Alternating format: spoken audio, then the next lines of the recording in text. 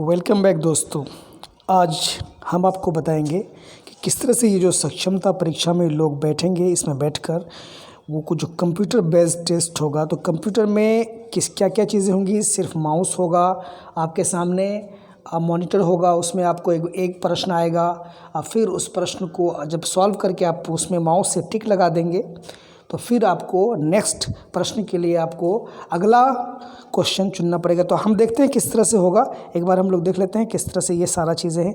देखिए, कैंडिडेट्स के लिए जनरल जो इंस्ट्रक्शंस हैं वो दिया हुआ है। तो हम लोग जल्दी जल्दी में बात कर लेते हैं कि हमको क्या क्या चीज़ ज़रूरी है। अब आप यहाँ देख लीजिए कि ये जो आपको दिख रहा है, ये इस तरह का रहेगा आपको कि I have read the instructions, मैंने अनुदेशों को पढ़ लिया है। उसके बाद फिर आपको अपना काम आगे बढ़ाना पड़ेगा कंप्यूटर में। अगर कोई दिक्कत होगी तो फिर वहाँ लोग तो मौजूद होंगे ही आपको बताने के लिए कि क्या क्या, अगर कोई टेक्निकल परेशानी होगी तो वहाँ लोग वहाँ होंगे बताने के लिए।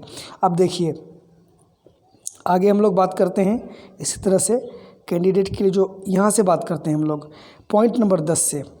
अब पॉइंट नंबर 10 को देखिए सर, ये यदि परीक्षा में या परीक्षा के दौरान लॉगिन करते समय जब टेस्ट को आप देने जाएंगे तो उस समय अगर आपको कोई दिक्कत होगी, तकनीकी समस्या अगर आन पड़े या आ जाए, तो कृपया इस समस्या को हल करने के लिए तुरंत निरीक्षक के से संपर्क करें। वहाँ आपका कोई ना कोई इन्विजिलेटर मौजूद होगा जिससे आप संपर्क कर सकते हैं। वो आपको सारा प्रॉब्लम जो भी होगा उसको सॉल्व करके दे देगा। ठीक है। 11 में देखिए, परीक्षा के दौरान किसी भी तकनीकी समस्या से सामना होने की स्थिति में अभ्यर्थियों प्राधिकारी द्वारा आप आगे के निर्देश के लिए परीक्षा कक्ष में के अंदर बैठे रहने का अनुरोध किया जाएगा।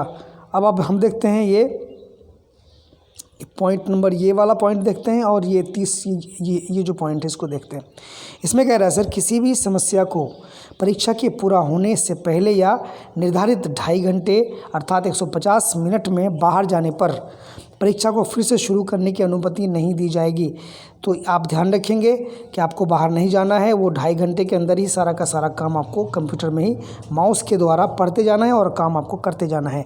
13वां पॉइंट है सर, कृपया सुनिश्चित करें कि उपस्थिति पत्रक में जो भी आपका उपस्थिति पत्रक मिलेगा सर, उसमें आपको साइन करना, सिग्नेचर करना ज़रूरी है। उसको भूलिएगा नहीं तो बाद में दिक्कतें सामने आ जाएंगी।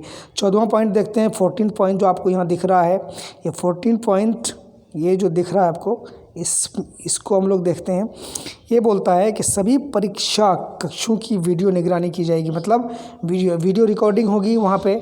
जितने भी वहाँ परीक्षा हॉल होंगे, जो अभ्यर्थी वहाँ एग्ज़ाम दे रहे होंगे ऑनलाइन, है ना, तो समस्त गतिविधि जो है वो रिकॉर्ड किया जाएगा। था आपको सलाह दी जाती है कि किसी अन्य अभ्यर्थी से बातचीत ना करें। ये तो आप जानते ही हैं कि किससे बात नहीं करना है, अपने साथ में क्या नहीं रखना है। ये सब मामूली बातें हैं, बताने की ज़रूरत नहीं है। अभ्यर्थियों को परीक्षा कक्ष छोड़ने से पहले अपने प्रवेश पत्र को निरीक्षक को जमा करना होगा। ये एक बात आती है सामने, ये 15वां, इसको थोड़ा ध्यान से देखने की हमको ज़रूरत है। ये वाला इसमें कह रहा है कि अभ्यर्थियों को परीक्षा का छोड़ने से पहले उनके प्रवेश पत्र को निरीक्षक को जमा करना होगा। ऐसा नहीं करने पर आपकी जो कैंडिडेचर है वो रद्द हो सकती है। तो चलिए, कोई बात नहीं, ये भी हम जो भी होगा, जो निर्देश होगा, हम लोग इसको पूरा कर लेंगे।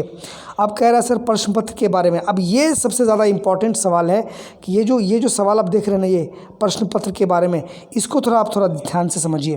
पॉइंट नंबर 1 कह रहा है सर कि ये जो पॉइंट नंबर 1 है, इस प्रश्न में बहुविकल्पीय प्रश्न होंगे, एमसीक्यू होंगे। तो वो सबको पता है, 4 आंसर्स रहेंगे, उसमें एक ही सही रहेगा। और पॉइंट नंबर 2, ये जो आपको दिख रहा है, कंप्यूटर जो है आधारित परीक्षा, बंगाली, उर्दू जो भी है अनुभाग को छोड़कर, इसको छोड़ करके द्विभाषी, मतलब ये अंग्रेज़ी में भी सवाल रहेंगे और हिंदी में भी सवाल रहेंगे। आपको जहाँ कंफर्टेबल हैं आप उसमें आप जवाब दीजिए। अब देखिए, अंग्रेज़ी, अब एक बात और भी यहाँ सामने आती है, अंग्रेज़ी और हिंदी दोनों भाषा में रहेगा। लेकिन अगर कोई किसी भी क्वेश्चन में अगर कोई परेशानी आती है या मिस प्रिंटिंग कुछ भी होता है, तो अंग्रेज़ी का जो वर्ज़न होगा उसको माना जाएगा, है ना। तो लिखा हुआ है यहाँ कि कोई विसंगति होने पर वो जो इंग्लिश जो संस्करण है उसको माना जाएगा। यहाँ आपको देखिए क्लियर लिखा हुआ है, इसको थोड़ा आप ध्यान से देखिएगा। ये जो है ना, ये अंग्रेज़ी संस्करण, ये यहाँ जो लिखा हुआ है ना, इसको आप ध्यान से देख लीजिए। ये जो आपको लिखा हुआ है अंग्रेज़ी वाला, यहाँ अंग्रेज़ी वाला जो है वो जो क्वेश्चन है उसको वो मान्य हो जाएगा। ठीक है सर। अब बात करते हैं तीसरे में, स्क्रीन के शीर्ष दाईं कोने पर, मतलब दाहिने मतलब इस साइड, मतलब स्क्रीन के इस कोने पर राइट साइड में आपको क्या बना रहेगा, घड़ी बना रहेगा। उसमें आप टाइम देख सकते हैं। उसी घड़ी में टाइम आप देख करके अपना पता करेंगे कि कितना टाइम हो चुका है, चूँकि 2.5 घंटे का ही एग्ज़ाम होना है। ठीक है। चौथा पॉइंट है सर, परीक्षा के लिए निर्धारित अंक योजना। आपको पहले से पता है कि प्रत्येक क्वेश्चन में 1 नंबर आएगा, नेगेटिव मार्किंग नहीं होनी है। ये बात मामला क्लियर है पहले से। प्रत्येक सही विकल्प के लिए आपको 1 अंक मिलेगा, और जिसका आंसर आप नहीं देंगे कोई दिक्कत नहीं, उसका जो अंक है आपको नहीं मिलेगा। अब एक इम्पॉर्टेंट बात ये है सर, यहाँ आप ध्यान से देखिए इस चीज़ को, इस पूरे को आप ध्यान से देखिए। ये जो कह रहा है, एक बार में कंप्यूटर स्क्रीन पर केवल 1 प्रश्न ही प्रदर्शित किया जाएगा। मतलब एक बार में एक ही प्रश्न आपके सामने आएगा। अभ्यर्थियों को अगले प्रश्न पर जाने के लिए स्क्रीन के नीचे दिए गए बटन, ये जो बटन आपको दिख रहा है, ये नेक्स्ट क्वेश्चन पर आपको क्लिक करना पड़ेगा, अथवा पिछले प्रश्न पर जाने के लिए फिर आपको ये जो प्रीवियस क्वेश्चन मतलब पहला वाला क्वेश्चन, इस तरह से वहाँ आपको क्लिक करना पड़ेगा। उससे क्या होगा कि आप पिछले क्वेश्चन में जा पाएंगे, या फिर आप अगले क्वेश्चन में जाना चाहते हो तो आप अगले क्वेश्चन में जाना चाहिए। और जो क्वेश्चन आपके सामने मॉनिटर पे स्क्रीन पे अब दिखाया जा रहा है, आप उसका आंसर दे दीजिए। आंसर दे करके उसको टैग कर दीजिए, है ना, कि अगर आपको कोई दिक्कत है, अगर कंफर्म है आप तो कोई दिक्कत नहीं, अगर कंफर्म नहीं है तो उसको आप टैग कर सकते हैं। बाद में उसको रिव्यू करने का आपको मौका मिल जाएगा। मैं आपको आगे ये सारी बातें बताता हूँ। 1 मिनट आगे देखिए। अब आप 7वां पॉइंट है, प्रश्नों को दी गई समय सीमा के भीतर किसी भी क्रम में हल किया जा सकता है। मतलब अगर आपके पास 150 क्वेश्चन है तो आप किसी भी क्वेश्चन को पहले ट्राई कर सकते हैं। आप किसी भी क्वेश्चन को ट्राई कर, ऐसा नहीं कि हमने पहला दूसरा तीसरा किया, अब हमको चौथा करना ही पड़ेगा, 5वां करना ही पड़ेगा।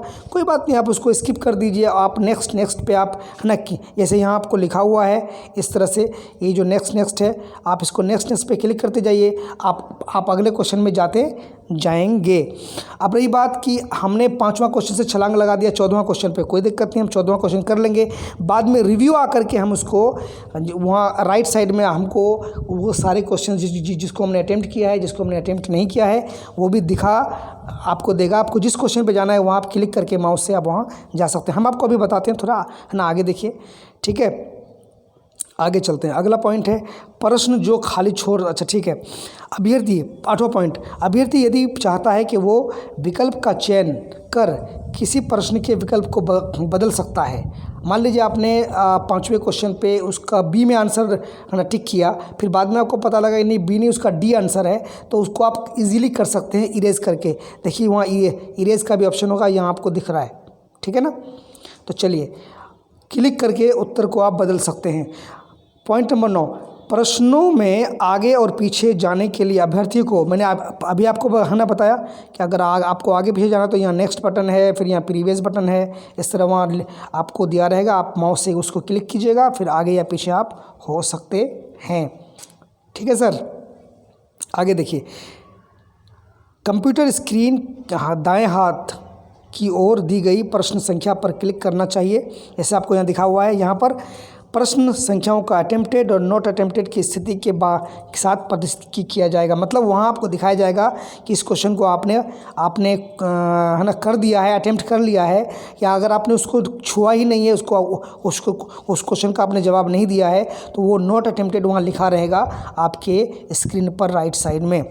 10वां देखिए, 10वां पॉइंट, जब भी अभ्यर्थी नेक्स्ट क्वेश्चन या प्रीवियस क्वेश्चन बटन पर क्लिक करके अगले प्रश्न पर जाता है तो उत्तरों को सहेज लिया जाएगा। जो भी उत्तर आप टिक करके आप अगले क्वेश्चन पे जाएंगे तो वो आपका सेव हो जाएगा, लेकिन फाइनली बाद में आपको खुद भी सेव करना पड़ेगा। अगर टाइम ख़त्म हो जाएगा तो कंप्यूटर खुद ब खुद इस चीज़ को सेव कर लेगा, आपको टेंशन लेने की ज़रूरत नहीं है। अगला देखिए नोट में क्या बोल रहा है, अभ्यर्थियों से अनुरोध है कि एक प्रश्न से दूसरे तक आगे बढ़ते समय केवल एक बार नेक्स्ट क्वेश्चन, है ना, इसको देखिए आप, नेक्स्ट क्वेश्चन पर क्लिक, है ना, करें। नेक्स्ट क्वेश्चन पर कई बार क्लिक कीजिएगा तो फिर बहुत सारा क्वेश्चन आप आगे चले जाइएगा। सिर्फ एक बार क्लिक करना है, आपको अगला क्वेश्चन मिल जाएगा।